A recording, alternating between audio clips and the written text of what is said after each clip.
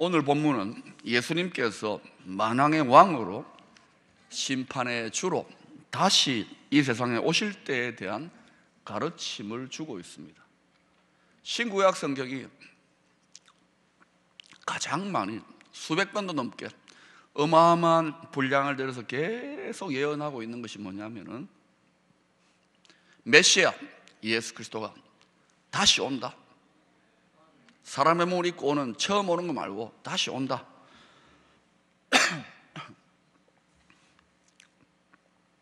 모든 전 세계 수십억의 성도들이 그것을 바라보고 기다리고 있습니다. 다시 왜 오셔야 되느냐? 이 죄악된 세상의 시스템을 끝장내고 아픈 것도 없고 병드는 것도 없고 완전한 하나님의 통치가 이루어지는 천국을 이루시기 위하여 오십니다.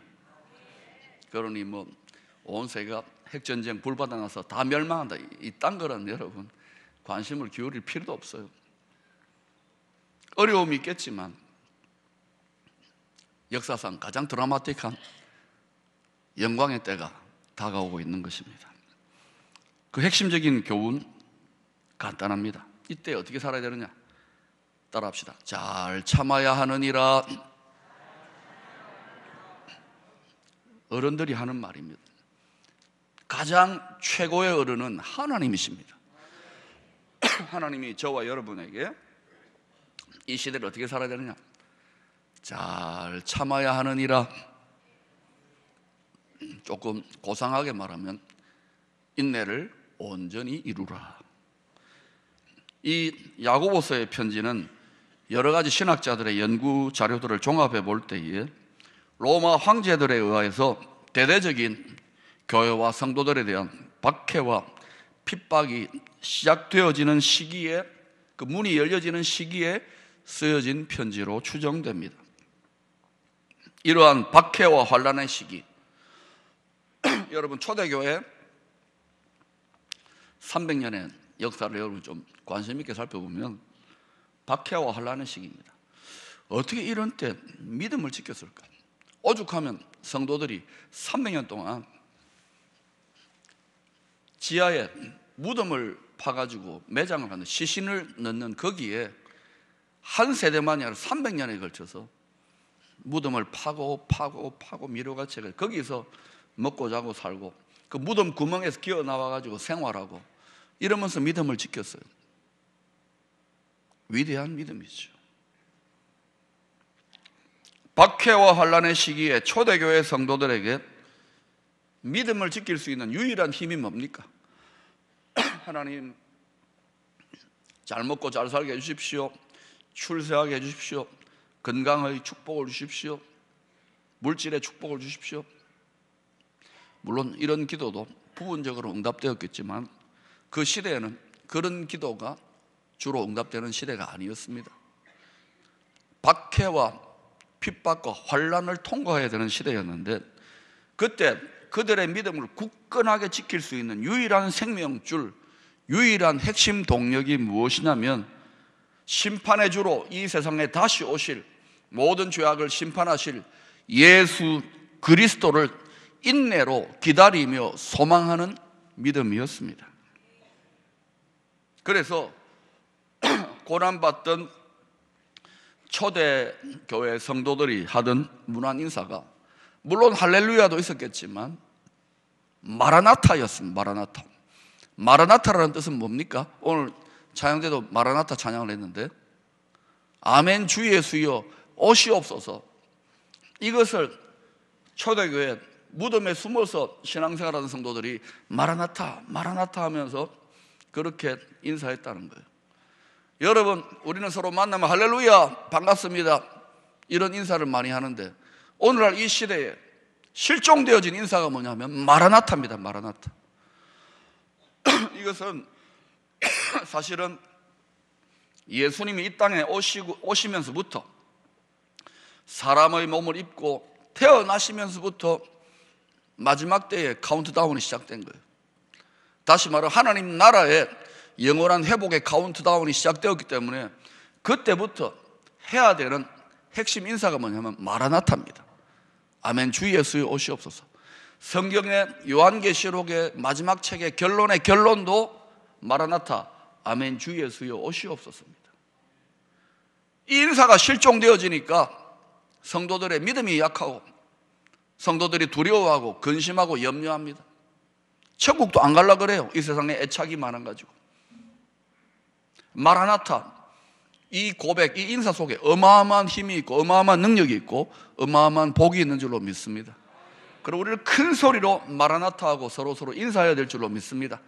자, 활짝 웃으시면서 옆에 있는 분들에게 마라나타 하십시다. 그런데 이런 고난의 시기에 절대는 해서는 안 될 일에 대해서 본문 1절에서 6절이 이렇게 소개합니다. 그것은 돈을 하나님처럼 받들면서, 그 원어를 보니까 맘몬이라고, 맘몬. 돈이 아닙니다. 돈을 하나님처럼 받드는 영적인 힘, 정신적인 힘, 철학적인 가치관이 있는 거예요. 돈이 아니에요. 돈은 허상이고 돈을 숭배하고 집착하게 만들고 돈에 목숨을 걸게 만드는 힘이 있는 거예요. 정신이 있는 거예요. 그걸 맘몬이라 그래요. 그 맘몬을 하나님처럼 받들면서 사람들을 착취하고 괴롭히고 심지어 죽이기까지 하는 짓거리 하지 말라는 것입니다. 하나님께서는 야고보 사도를 통하여 1절에서 친히 이렇게 경고하고 있습니다. 들어라 부한자들아, 너희에게 임할 고생으로 말미암아 울고 통곡하라. 아니, 세상에 잘 먹고 잘 살고 어마어마한 재물과 권세를 축적해 놓았는데 그들을 향하여서 이 야고보 사도, 가난하고 병들고 그저 하나의 종교인에 불과한 예수님의 동생으로 추정되는 야고보 사도가 부한자들아, 너희에게 임할 고생으로 말미암아 울고 통곡해라. 지금 미리 울고 통곡해라. 사도 바울은 무엇이라 했습니까? 예수 그리스도를 아는 지식, 다시 말하면 예수 그리스도 하나님 외에는 이 세상에 자기에게 그동안 귀하게 여겨졌던 모든 것들이 다 배설물과 같다고 합니다. 쉽게 말하면 예수님 외에는 다 똥이다 이거예요. 여러분 믿습니까? 여러분 이 가치관이 철저하게 무장되어 있습니까? 또 하나, 이런 고난의 시기에 해서는 안 되는 또 다른 일 한 가지가 9절에 소개되고 있습니다. 형제들아, 서로 원망하지 말라. 그리하여 심판을 면하리라. 보라, 심판주가 문 밖에 서 계시니라. 신구약 성경 중에 원망이라고 하는 단어가 가장 많이 등장하는 곳이 모세오경의 출애굽기, 민수기, 신명기입니다. 민수기, 신명기와 또 출애굽했던 이야기들, 출애굽기. 출애굽기, 민수기, 신명기는 이스라엘 백성들이 출애굽을 하여 광야를 통과할 때, 광야를 행진할 때 그 이야기들을 기록한 책입니다. 광야 같은 인생이라 그러잖아요. 수고하고 무거운 짐진 인생이라 그러잖아요. 이런 저주받은 세상 속에서 끊임없는 질병과 문제와 고통 많은 이 세상 속을 살아간다는 것이 만만하지 않습니다, 여러분. 거기에서 광야 인생, 광야 교회, 광야 신앙생활을 여러분이 살아가노라면 좁은 길을 걸으며 밤낮 기뻐하며 하나님 뜻을 깨닫고 항상 기뻐하며 감사하며 살아가는 성도들이 있는가 하면 이분들은 진짜 예수의 도가 통한 사람들입니다. 이걸 모르는 성도들은요, 밤낮 원망하고 불평합니다. 애굽에서 살 때가 더 좋아서 세상에서 잘 먹고 잘 살고, 그때는 일요일 날 늦잠이라도 자고 술도 마음껏 마시고 내 마음대로 살고 밤늦게까지 나쁜 짓 해도 전혀 양심의 가책도 없는데, 이건 뭐야, 일요일마다 나와야 되고 새벽기도 나와라 예 이러고, 세상에 이런 고생이 어딨냐. 혹시 여러분의 마음 아닙니까? 예수 안 믿을 때가 더 좋았다, 교회 안 나갈 때가 더 좋았다. 예, 보니까 끌려 나오신 분들 중에 몇 분 있는 것 같은데 여러분, 이것이 우리들의 모습 아닙니까? 불평과 원망. 앞으로 고난과 어려움이 더해지는 시기가 혹시라도 다가오면 더 원망하고 심지어는 하나님에 대해서 불평하고 다른 성도들, 다른 사람들, 세상을 원망하고 자학하다가 하나님을 떠나고 믿음을 떠나지 않을까요? 오늘 본문 7절 이하에서는 이러한 주님 가까이 심판의 주로 오실 때, 다시 말하면 말세의 성도들에게 오래 참는 인내의 복을, 인내의 본을 보여주는 세 가지 모델을 제시해 주고 있습니다. 그 세 가지 모델이 뭐냐? 농부와 선지자들과 욥의 인내 모델입니다. 첫 번째, 농부의 인내 모델을 먼저 살펴보십시다. 7절에서 그 모델에 대해서 이렇게 설명하고 있습니다. 여러분 읽어보십시다. 시작. 그러므로 형제들아,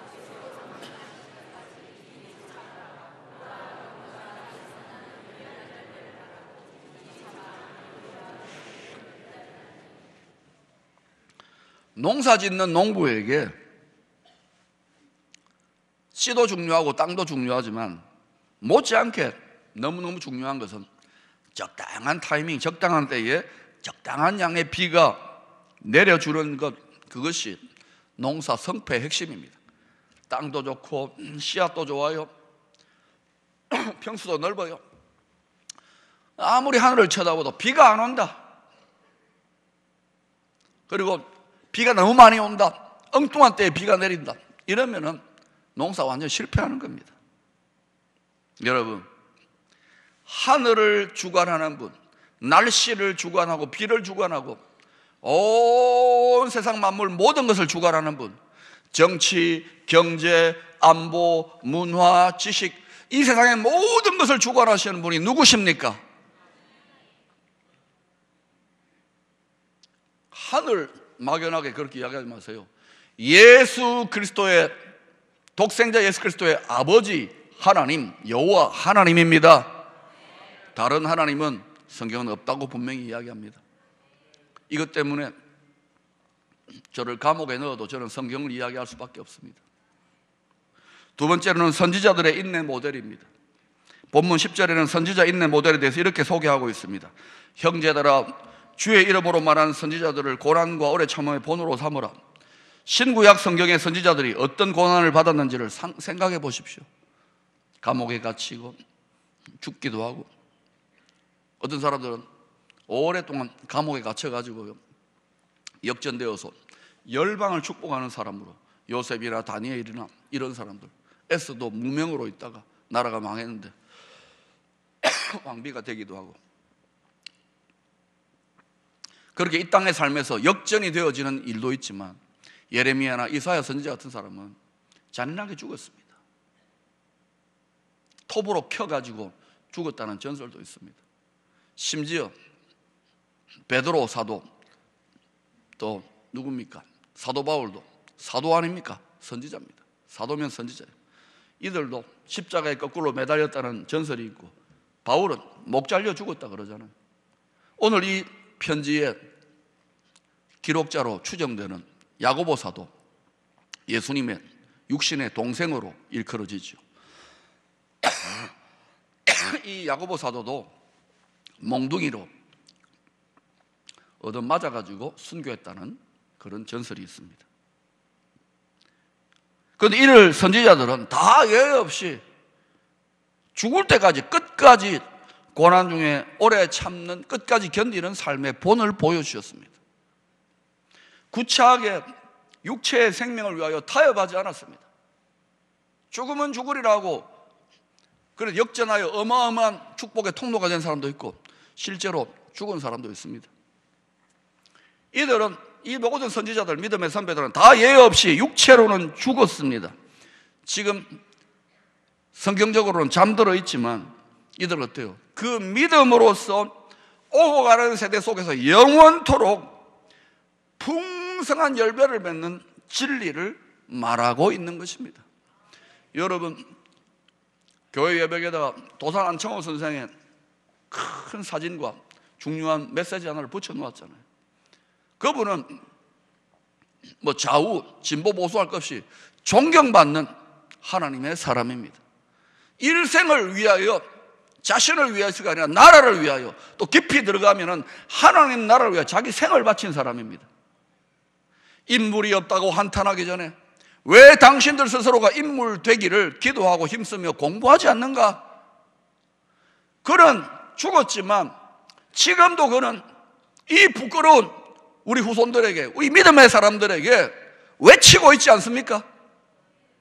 나는 말을 걸어오는 것 같아요. 물론 죽은 영혼이 말을 거는 것은 아닙니다. 그러나 그의 삶의 우주의 데이터베이스에 다 저장되어 있는 그의 삶이 지금도 죽었지만 말하고 있는 거예요. 그 소리로 우리들에게 분발하라, 분발하라, 열심을 내라. 심어야 열매를 맺지요. 조금만 어렵고 힘들고 고난을 당하면 바로 주저앉아 버려요. 여러분, 고린도서 13장 7절에는 사랑에 대해서, 특별히 하나님의 사랑, 신적 사랑에 대해서 이런 말씀하고 있습니다. 모든 것을 참으며 모든 것을 믿으며 모든 것을 바라며 모든 것을 견디느니라. 하나님 사랑의 가장 중요한 속성이 뭐냐? 인내입니다. 끝까지 견디는 것입니다. 여러분, 가정마다, 구석마다 다 왼수들이 존재하고 있지요. 속이 썩고 미칠 것 같고 그런 일들을 경험하는 분들이 있을 것입니다. 천국 같은 가정도 있겠지만 분명히 있을 것입니다. 본질은 다 왼수입니다. 죄인 대 죄인의 만남이기 때문에 끝까지 견딜 수 있기를 축원합니다. 함부로 이혼하지 마세요. 함부로 도장 찍지 마세요. 끝까지 견디세요. 여러분의 자아에 대해서 십자가에 못 박고 죽으세요. 예수와 함께 죽으려고 하면은 살 길이 열립니다. 다스릴 수 있는 영적 권세가 주어집니다. 누가 이길 수 있느냐? 예수님의 사랑, 모든 것을 참고 견딜 수 있는 예수님의 신적 사랑이 우리에게 부어져야 되는 거예요. 우리의 인격적인 실력과 능력으로 단전호흡을 하고 계룡산에서 100년 돌을 닦아도 못 이깁니다. 고난과 고통의 시기, 기쁨과 감사로 못 이깁니다. 그러나 하나님의 사랑, 예수 그리스도의 십자가의 생명 다한 사랑이 우리 심령에 부어지면 어떤 것들도 넉넉하게 이겨낼 수 있습니다. 주님이 부어주십니다. 넉넉하게 이길 수 있도록. 이스라엘 백성들이 거주하던 가나안 땅에서 농부들이 농사를 지을 때 특별히 중요한 비가 이른 비와 늦은 비였습니다. 이른 비는 대개 씨를 뿌린 직후에 내리는 비입니다. 가나안 땅에서는 10월 하순과 11월 상순에 오는 비입니다. 우리하고 좀 다릅니다. 씨를 뿌려놓으면 싹이 자라나고 성장하게 만드는 그런 비입니다. 이것은 무엇을 의미합니까? 초대교회 때에 복음의 씨앗, 예수 그리스도의 부활의 복음의 씨앗이 뿌려졌습니다. 성령의 이런 비의 역사로 말미암아 교회가 얼마나 놀랍게 번성하고 부흥하고 성장해 갔습니까?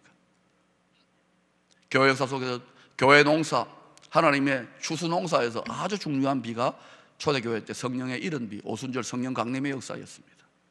그리고 계속 비가 왔습니다. 그러나 이제 늦은 비도 중요합니다. 이것은 곡식이 연걸어 갈 때에 더욱더 곡식을 더 성장하게 하고 더 많이 곡식이 연걸도록 열매가 제대로 맺히도록 부어지는 늦은 비입니다.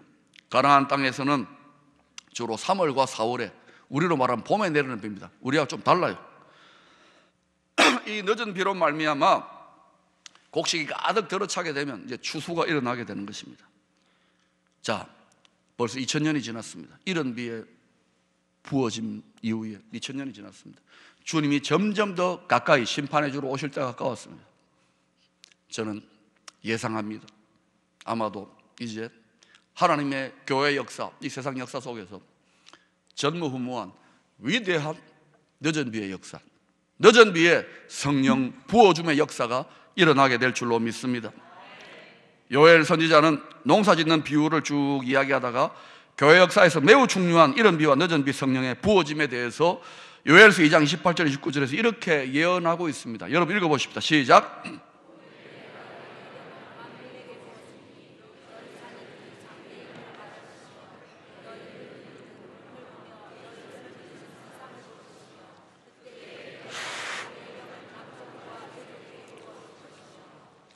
이 뒤에 이어지는 요엘서 2장 30절, 31절, 32절을 살펴보면 이 요엘 선지자의 예언이 예수님이 처음 아기 예수로 오셔서 사도행전 때에 일어나는 이런 비의 성령의 부어짐의 역사도 의미하지만 더 확실한 것은 예수님 심판의 주로 오시기 직전에 늦은 비 성령의 역사를 본격적으로 예언하는 말씀이라고 해석되어집니다. 이 늦은 비 성령의 부어짐이 이미 전 세계에 수십억의 성도들이 있습니다. 수백만 개의 교회가 있습니다. 전 세계의 교회와 성도들에게 부어지게 된다면 과연 어떤 일이 나게 될 것입니까? 이것은 열매를 맺게 하는 것입니다. 성령의 열매, 부흥의 열매, 구원의 열매, 치유의 열매, 하나님 나라 열매, 알곡의 열매를 맺는 비올시다. 첫 번째로는 갈라디아서 5장 22절 23절에서 설명하고 있는 성령의 열매, 다시 말하면 예수님을 닮은 신적 성품의 인격이 더욱더 맺혀질 것입니다.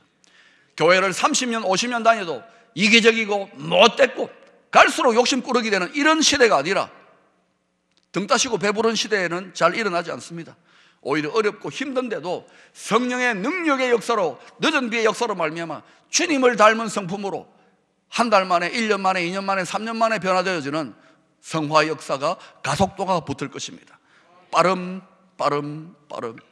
전에는 개망나니처럼 살았던 사람이 순식간에 1년 만에 성자가 되는 역사도 일어날 수 있습니다. 이 시대는 주님의 성품, 성령의 열매가 집중적으로 성령의 늦은 비 역사로 맺히는 시대가 될 것입니다. 두 번째로, 늦은 비 성령의 역사는 본격적인 추수 전에 농작물을 더욱더 온전하게 자라나게 합니다. 여러분, 다시 말하면 전 세계의 교회와 성도들 가운데 놀라운 부흥과 능력과 성장과 치유와 여러 가지 역사들이 일어나게 될 것이라는 것입니다. 세 번째로는 그동안 추수가 너무 힘들었거나 사실상 불가능한 지역들에 늦은 비 성령의 부어짐으로 말미암아 엄청난 복음 전도와 선교와 부흥의 역사가 있을 것을 예상합니다. 예를 들어서 도저히 복음이 들어가기 힘들었던, 너무너무 힘들었던 지역, 일본이나 티베트나 인도나 미얀마나 중앙아시아, 이슬람, 중동권, 북한 지역, 이런 나라들에 복음이 놀랍게 증거되는 거예요. 어떻게 해요? 흔들어 버리는 거예요. 정치, 경제, 안보, 그런 일이 안 일어나기를 바라지만 산과 바다와 땅과 하늘도 흔들리는 일들이 일어나게 되고 이미 일어나고 있지 않습니까? 세계의 뉴스들을 보세요. 우리도 이미 흔들리고 있지 않습니까? 포항이.